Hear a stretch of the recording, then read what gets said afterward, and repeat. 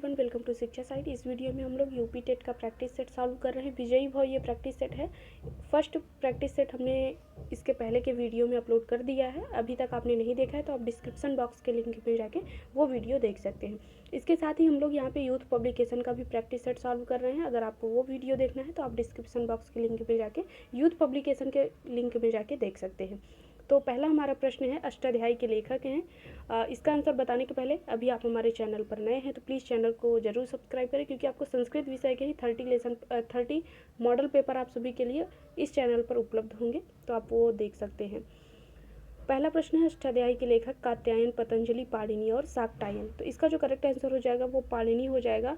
और ये एक महत्वपूर्ण प्रश्न है, इसका आप लोग अच्छे से तैयार कर लें। अष्टाध्यायी सबसे पहला होता है। अष्टाध्यायी में कितने अध्याय हैं? तो अष्टाध्यायी के अध्याय की बात की जाएगी तो टोटल 8 अध्याय हैं,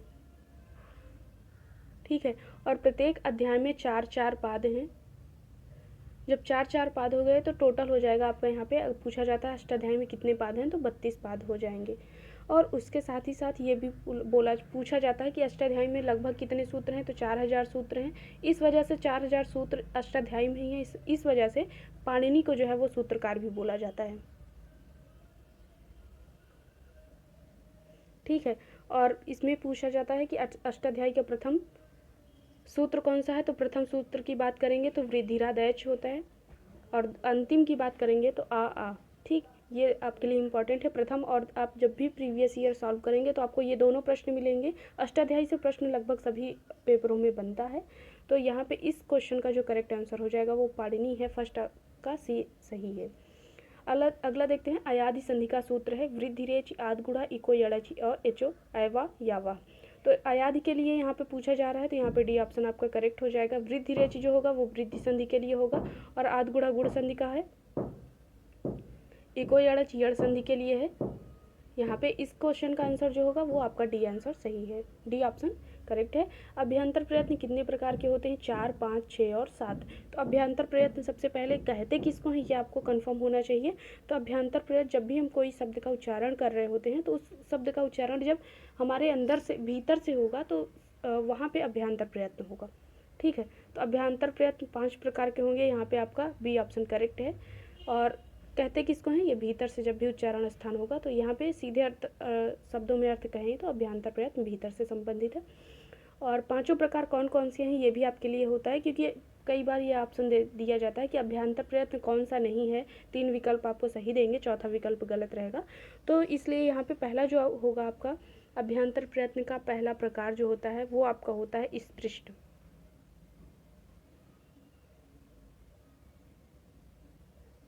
दूसरे की बात करेंगे तो यहाँ पे ईसत स्पृष्ट।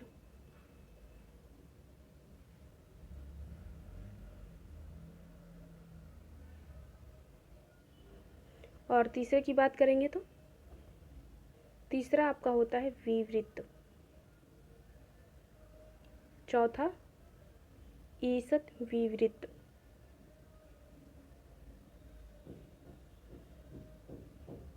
और आपका 5वां होगा संवृत्त। और इसके लिए यहाँ पे मैंने बता दिया 5वां इसका सही है। अभ्यंतर प्रयत्न 5 प्रकार के होते हैं। अगला देखते हैं, जस प्रत्याहार के अंतर्गत कौन से वर्ण आते हैं, आपको ये पता। सबसे पहले आपको संस्कृत में जब भी आप संस्कृत पढ़ना स्टार्ट करेंगे सबसे पहले आपको माहेश्वर सूत्र याद करने हैं।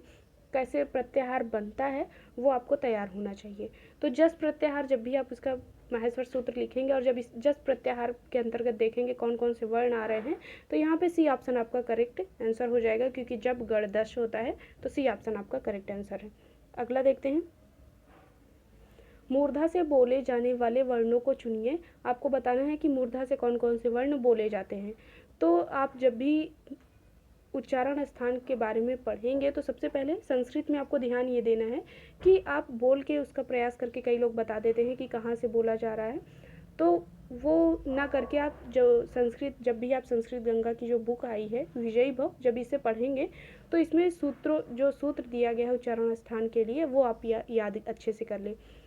तो का वर्ग के लिए अकु विसर्जनीय नाम कंठा, ठीक है। तो इसके लिए मूर्धा के लिए जब भी आप देखेंगे तो ऋतु रसा नाम दंता होता, ऋतु रसा नाम मूर्धा होता है।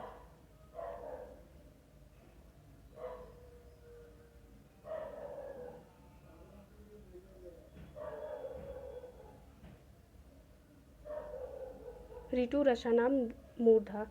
तो जो भी री हो गया, ठीक है। टा का अर्थ यह है यहाँ पे कि टा वर्ग, रा होता है और शा, ये जो चारों इसमें वर्ण दिए गए हैं ये सभी मूर्धा से बोले जाएंगे, री, टा वर्ग, रा और शा।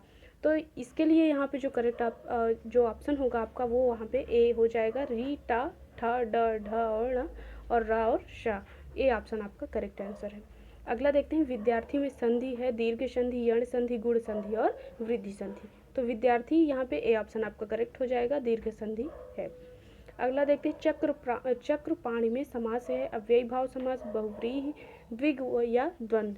तो इसके लिए आपका जो करेक्ट आंसर होगा यहाँ पे बहुव्रीहि होता है। किस लिए होगा?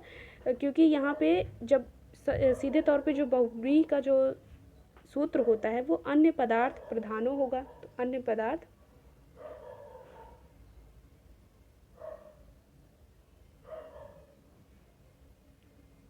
प्रधानो। और चक्रपाणी का पूछा गया है तो चक्रम पाणो यस्य सह, जब अन्य पद की यहाँ पे प्रधानता है तो यहाँ पे बी ऑप्शन आपका करेक्ट आंसर हो जाएगा।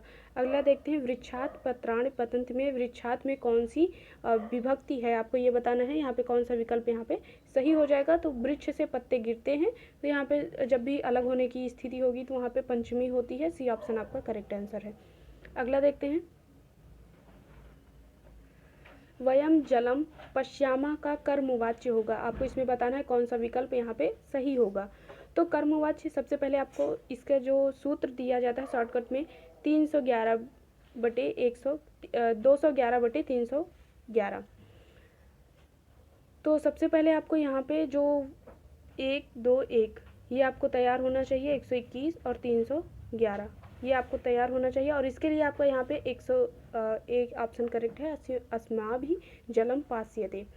अगला देखते हैं, पीता में प्रकृति प्रत्यय होगा, पी धन कत, पा धन कत, पा धनतः और पिब धन कत। तो इसके लिए आपको बताना है कौन सा विकल्प यहाँ पे सही हो जाएगा। तो पा धन कत होता है, पिता में प्रकृति जो प्रत्यय होता है, और प्रत्यय से एक प्रश्न आपका कन्फर्म है कि एक प्रश्न पूछा जाएगा। अगला देखते हैं, दृश्य धातु विधलिंग लकार मध्यम पुरुष बहुवचन का रूप होगा। तो यहाँ पे इसका जो करेक्ट आंसर हो जाएगा वो पश्येत होता है, यहाँ पे सी ऑप्शन आपका करेक्ट आंसर है। नद्या पद नदी शब्द के किस विभक्ति एवं वचन का रूप है? तो इसका जो करेक्ट आंसर होगा इसमें प्रथमा नद्या में नदी, नद्यो, नद्या होता है, यहाँ पे सी ऑप्शन आपका करेक्ट आंसर है, प्रथमा बहुवचन। अगला देखते हैं, 19 को संस्कृत में कहेंगे। एक शब्द आपकी गिनती से पूछा जाता है, संस्कृत में कौन सी गिनती को क्या कहते हैं? तो यहाँ पे इसके लिए जो आपका करेक्ट आंसर हो जाएगा वो डी होगा, क्योंकि नवदशा भी बोलते हैं, ऊनविंशति ही बोलते हैं, एकोनविंशति भी बोला जाता है, तो यहाँ पे डी ऑप्शन आपका करेक्ट है। अगला देखते हैं, निम्नलिखित में से कौन सा शब्द उपसर्ग नहीं है? प्रा, शम, परा और अम। तो इसके लिए यहाँ पे डी ऑप्शन आपका करेक्ट आंसर है। अम कोई उपसर्ग नहीं है, प्रा भी उपसर्ग है, सम है और परा भी है, लेकिन यहाँ पे डी ऑप्शन आपका करेक्ट आंसर हो जाएगा क्योंकि नहीं पूछा गया है। अगला देखते हैं, निम्नलिखित विलोम शब्दों में अशुद्ध युग्म को चुनिए। तो यहाँ पे कई बार कई जानवरों का नाम पूछ लेगा, किसी वस्तु का नाम संस्कृत में पूछ लेगा, या विलोम या समानार्थी शब्द भी पूछ लेता है। सिर्फ एक प्रश्न इससे पूछा जाएगा। तो इसका जो करेक्ट आंसर हो जाएगा यहाँ पे रुग्ण और रोगी जो है वो अशुद्ध युग्म है, यहाँ पे ए ऑप्शन आपका करेक्ट है। अगला देखते हैं, अभिज्ञान शाकुंतलम में कितने अंक हैं? तो यहाँ पे इसका जो करेक्ट आंसर हो जाएगा आपका यहाँ पे अभिज्ञान शाकुंतलम में 7 अंक हैं, सी ऑप्शन आपका करेक्ट आंसर है। 17वां प्रश्न है, वाक्यम रसात्मकम काव्यम किम आचार्य का काव्य लक्षण है? इसका आपको बताना है कौन सा विकल्प यहाँ पे सही होगा। तो यहाँ पे विश्वनाथ आपका ऑप्शन करेक्ट है, विश्वनाथ का ये है वाक्यम रसात्मकम, काव्यम जो है वो इनका करेक्ट विश्वनाथ का लक्षण है। 18वां प्रश्न है, संस्कृत में कितने लिंग हैं? तो इसमें आपको बताना है कौन सा यहाँ पे सही होगा। तो 18वें के लिए यहाँ पे सी सही है। संस्कृत में 3 लिंग है, स्त्रीलिंग, पुल्लिंग और नपुंसकलिंग। और यहीं पे हिंदी की बात किया जाएगा तो हिंदी में सिर्फ 2 ही लिंग होंगे, स्त्रीलिंग और पुल्लिंग। तो इसके लिए यहाँ पे सी ऑप्शन आपका करेक्ट आंसर है। अगला देखते हैं, सतसंगति कथाएं किम ना करोति पुंसाम किस ग्रंथ की सूक्ति है? तो कई सूक्तियाँ लगभग 10 से 12 सूक्तियाँ जो होती हैं वो इंपॉर्टेंट है। और इसके लिए जो करेक्ट आंसर होगा 19वें के लिए आपका यहाँ पे नीति शतकम का ये सूक्ति है, यहाँ पे बी ऑप्शन आपका करेक्ट है। मुझे पढ़ाना अच्छा लगता है, किस इसका अनुवाद होगा? इसका आपको बताना है। एक प्रश्न आपसे अनुवाद में भी पूछा जाता है, तो महम पठनम रोचते। तो डी ऑप्शन आपका करेक्ट आंसर है। गीता महाभारत के किस पर्व से लिया गया है, इसमें आपको बताना है कौन सा विकल्प यहाँ पे सही होगा। तो जो गीता महाभारत के भीष्म पर्व से लिया गया है, सी ऑप्शन आपका करेक्ट आंसर है। संधि पद में लिंग है स्त्रीलिंग, नपुंसक लिंग, उभय लिंग या पुल्लिंग। तो इसके लिए आपको बताना है कौन सा विकल्प यहाँ पे सही हो जाएगा। तो संधि पद में जो लिंग है वो पुल्लिंग है, यहाँ पे डी ऑप्शन आपका करेक्ट आंसर है। निष्ठा संज्ञक प्रत्यय कौन है, यहाँ पे आपको बताना है कौन सा विकल्प यहाँ पे सही होगा। तो निष्ठा संज्ञक प्रत्यय के लिए पूछा गया है, कौन सा विकल्प यहाँ पे सही होगा। तो कत और क्वतु जो होता है वो यहाँ पे बी ऑप्शन आपका करेक्ट आंसर हो जाएगा। अगला प्रश्न देखते हैं, ये हमारा 24वां प्रश्न है। करुण रस का स्थायी भाव क्या होगा। तो करुण रस का स्थायी भाव शोक होगा, बी ऑप्शन आपका करेक्ट आंसर होगा। अगला देखते हैं, अव्ययी भाव समास किस लिंग में होता है। नपुंसक नित्य पुल्लिंग में, नित्य स्त्रीलिंग में, नित्य नपुंसक लिंग में या उपयुक्त सभी। तो यहाँ पे इसका जो करेक्ट आंसर हो जाएगा, जो अव्ययी भाव समास होता है वो नित्य नपुंसक लिंग में होता है, यहाँ पे सी ऑप्शन आपका करेक्ट आंसर है। ये भी पूछा जा चुका प्रश्न है, प्रीवियस ईयर जब भी आप सॉल्व करेंगे इस टाइप के क्वेश्चन आपको मिलेंगे। अगला देखते हैं, भाषा कौशल के प्रकार हैं 2, 3, 4 और 5। ये आपको बताना है इसके लिए करेक्ट आंसर क्या हो जाएगा। तो भाषा कौशल के 4 प्रकार हैं। अगला देखते हैं, नाटक को किसके अंतर्गत सम्मिलित किया गया है। श्रव्य साधन, दृश्य साधन, दृश्य श्रव्य साधन और उपयुक्त सभी। तो 27वें के लिए यहाँ पे दृश्य श्रव्य साधन जो है वो नाटक के अंतर्गत सम्मिलित किए गए हैं, यहाँ पे सी ऑप्शन आपका करेक्ट है। शब्दावली को वर्गीकृत करके सरल संस्कृत भाषा रूप प्रयुक्त किया। भंडारकर, हर्बर्ट, इन दोनों में से कोई नहीं। तो यहाँ पे इसका करेक्ट आंसर है भंडारकर जो है वो शब्दावली को वर्गीकृत करके संस्कृत भाषा के रूप में प्रस्तुत किया, ए ऑप्शन आपका सही है। इवान पावलोव ने रिसर्च किया था बिल्ली, कुत्ता, छिपकली या उपयुक्त सभी। तो यहाँ पे आपका बी ऑप्शन करेक्ट है, कुत्ता पर इन्होंने रिसर्च किया था। और लास्ट प्रश्न है आपका, शब्दों के विभिन्न रूपों का ज्ञान प्रदान करना। व्याकरण शिक्षण का उद्देश्य है शब्दों के विभिन्न रूपों का ज्ञान प्रदान करना, छात्रों की तर्क शक्ति एवं रचनात्मक वृत्ति का विकास करना। और सी है शुद्ध वाक्य रचना की योग्यता को प्रदान करना, उपयुक्त सभी। तो यहाँ पे आपका डी ऑप्शन करेक्ट हो जाएगा। व्याकरण शिक्षण के लिए यहाँ पे ए ऑप्शन भी सही है, बी और सी तीनों सही है, इस वजह से आपका डी ऑप्शन जो है वो सही हो जाएगा। यहाँ पे हमने 30 क्वेश्चन कवर किए हैं। अगर आपको ये सभी प्रश्न पसंद आते हैं तो प्लीज़ वीडियो को जरूर लाइक करें और अपने दोस्तों के साथ शेयर करें।